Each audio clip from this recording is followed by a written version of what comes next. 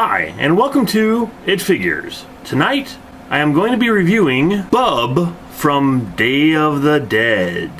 We have a store here in St. Louis called V-Stock, and it's sort of like a large eBay store where people will bring in their items that they don't want anymore and they resell them. As you can see, the packaging on Bub is not very good, but I don't keep my figures in packages, so I don't really care. I've been wanting to get this figure for a really long time. I saw him on Amazon, but I just never ended up getting him. The packaging is pretty decent. It's basically what you come to know from like what NECA does, but this was actually made by Amok Time, and apparently this was called Monstar Collection. Okay, so let's open up Bub and see if my long wait has been worth it. Well, first of all, let me say that everything is tied in this figure. Lots and lots of ties in here. And you can see by the tape that's on the back of the figure how old this thing really is. The tape is even yellowed. Okay, so definitely not collector friendly. As you can see, he's attached to this wall and the chain somehow wraps around the side of the package. So you have to either cut the package to get him out, or I have no idea. This is very complicated unpacking. It took me such a long time to get this base together that my camera actually turned off.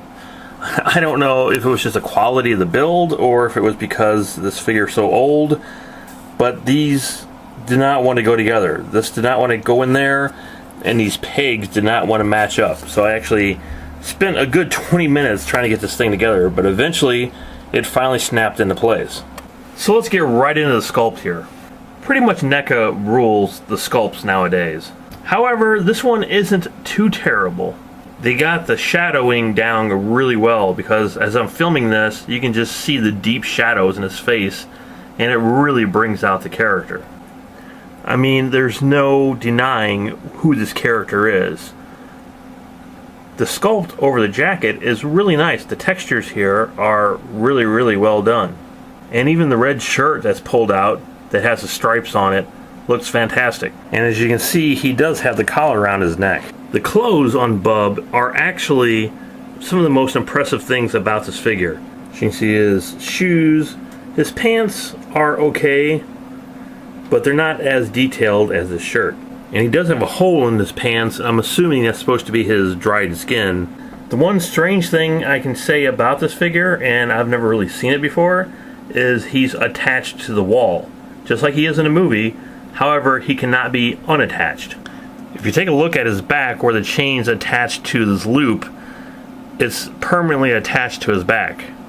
So unless you break the chains or the loop, Bub's not really going to go much farther than on the stand. So let's take a look at the stand. There is a peg there, as you can see, to hold Bub in place, and a grate, and the back of it is stonework with blood all over it. It's actually a really nice detail and a paint job here. So for articulation, Bub's head turns back and forth, he bends forward, and his waist rotates. His arms do go up and down, but they don't bend, and his hands do rotate, but not a whole lot. And he has 0 joints in his feet or his knees.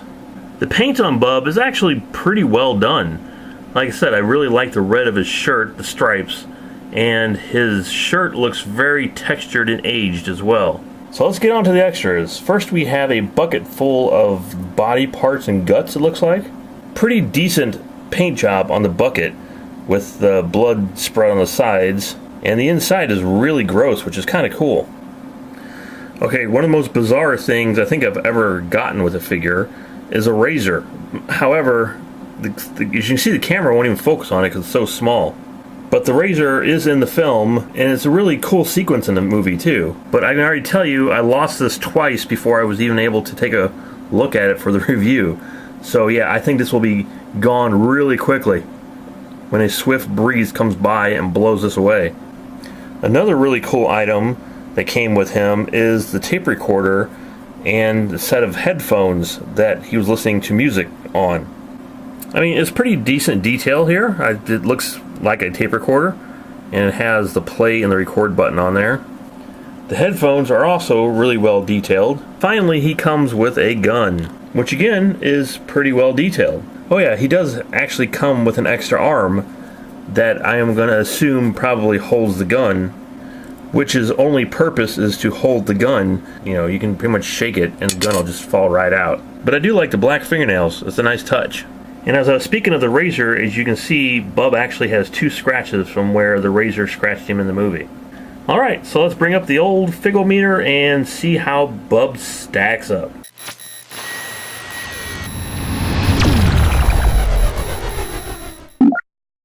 I actually like this figure quite a lot. I don't know if the sculpt on the face holds up though. I think that if it came out now, the sculpt would be so much better. But they really did capture the look of Bub. As for the full sculpt, it's really well done. Like I said, the jacket's probably one of the best parts of the whole sculpt.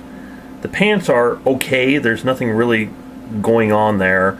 And the lack of articulation in the knees and feet kind of hurt it a bit.